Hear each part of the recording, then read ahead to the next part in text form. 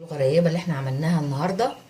ما تنسوش تدخلوا على الفيديو، تتابعوا كل تفاصيل الفيديو من اوله لاخره بكل دقة علشان تطلع معاكم ان شاء الله ناجحة وجميلة زي ما انتم شايفين كده اهي.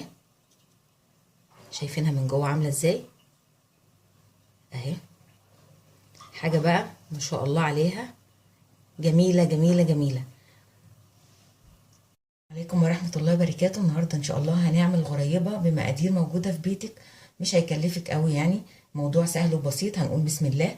معانا نص كوباية من السكر البودر، كوباية من السمنة الجامدة. لو السمنة بتاعتك سايبة مش جامدة هتحطيها شوية في التلاجة لحد ما تجمد معاكي. كوبايتين دقيق هتاخدي منهم. ومعانا فانيليا. اول حاجة هنعملها هنحط السمنة، نقول بسم الله. هنفضي السمنه، انا هضربها بالمضرب. ما عندكيش مضرب بايدك هتدعكي السمنه بايدك مع السكر لحد ما يبقى لونها كريمي وابيض. موضوع سهل خالص يا جماعه، يا ريت ما تكسلوش. وتاخدي بالك ان الكوبايه اللي بتعايري بيها السمنه هي نفس مقاس الكوبايه بتاعه السكر، نفس مقاس كوبايه الدقيق او الدقيق يعني. مش هنتكلم عن الدقيق قوي لان هو بيختلف من نوع دقيق لنوع تاني.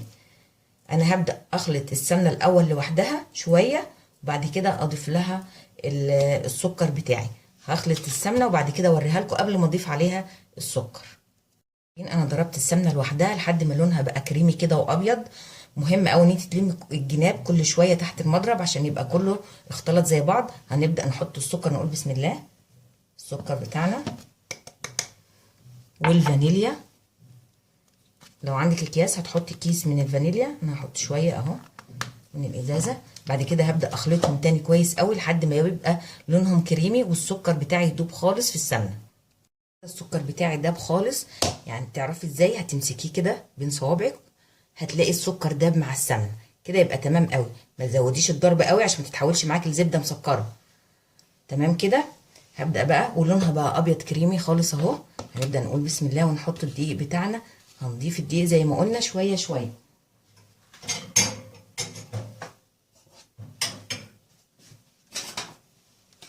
بسم الله. بس كده. احنا متعودين الحاجات دي ما بتتعجنش، فاحنا يا دوب بس هنخلط فيها الدقيق كده. هنلم الدقيق بشويه السمنه والسكر والفانيليا بتوعنا بالشكل ده. مش عايزينها ناشفه، مش عايزينها سايله، عايزين عجينتها تكون حلوه كده متوسطه كده. عايزه شويه دقيق كمان، نضيف شويه كمان بالراحه خالص في اضافه الدقيق يا جماعه، شويه شويه اهي. هتبدا تتلم معايا اهي. مش عايزه اهبط الهواء اللي جواها عشان تفضل هشه كده من جوه وحلوه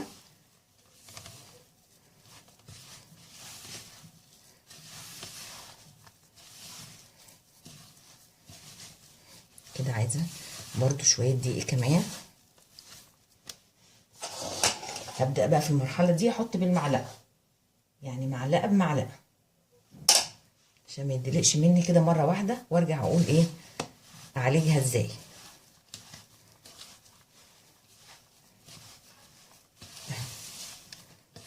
نلم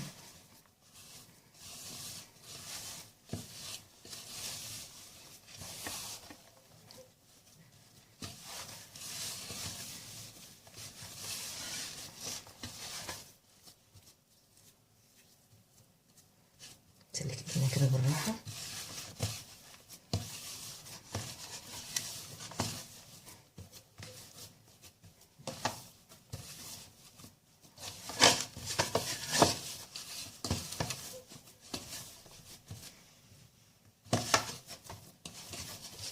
شايفاها كده اتكورت معايا اهي. نبدا ايه نشوفها.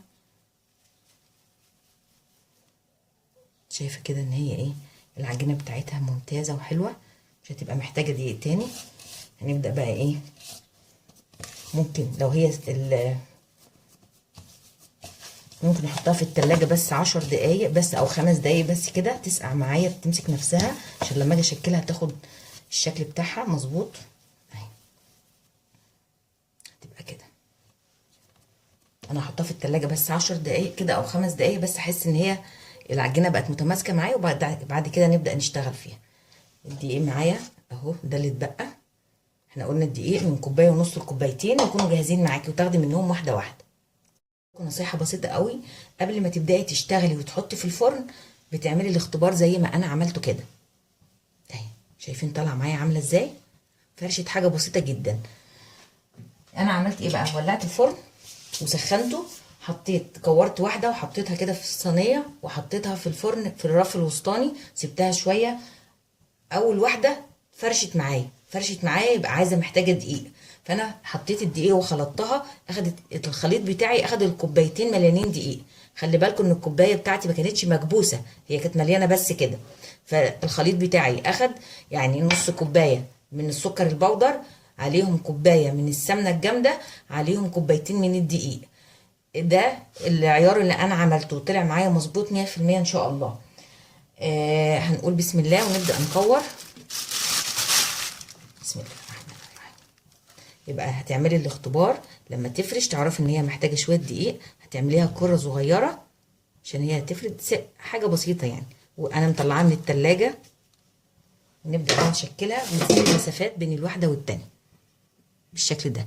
والتسويه بتبقى في الرف الوسطاني بتاع الفرن، والحراره وتكون واطيه. الفرن بتاعي سخن قوي، الحراره بتاعتي بتكون هاديه خالص، والصينيه في الرف اللي في النص علشان ما تلونش معايا وعشان تستوي كويس. يبقى احنا قلنا فرشت تبقى محتاجه دقيق. هنبدا بقى نكورها كلها بنفس الشكل، ونسيب مسافات بينهم وبين بعض.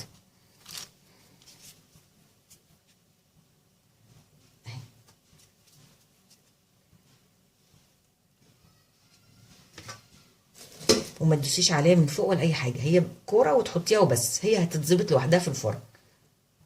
شكل الغريبه بتاعتنا بعد ما خرجت من الفرن اهي، شايفين التسويه بتاعتها من تحت ما شاء الله مظبوطه جدا. بتستني عليها بعد ما تخرج من الفرن، ما تجيش ناحيتها خالص، سيبها لحد ما تبرد بالمنظر ده كده. ودي كمان سويتها اهي، بس انا عايزه اوريكم المسافات اللي انا سايباها. مهم قوي تسيبي مسافات بالمنظر ده علشان ايه؟ ما تلزقش منك. التسويه بتاعتنا بتسخني الفرن كويس قوي، بتوطيه على اقل حاجه عندك، وتحطي الصاجه في نص الفرن وتسيبيها لحد ما توصل معاكي. اول ما تلون معاكي بالمنظر ده كده هتعرفي ان هي استوت فوق وتحت، ما تقلقيش يعني. هتخرجيها وتسيبيها لحد ما تبرد خالص، ما تلمسيهاش لحد ما تبرد خالص، وبعد كده تبداي تخرجيها من الصواني. ما تنسيش اللايك والاشتراك وتفعيل الجرس عشان يوصلكم مني كل جديد ان شاء الله.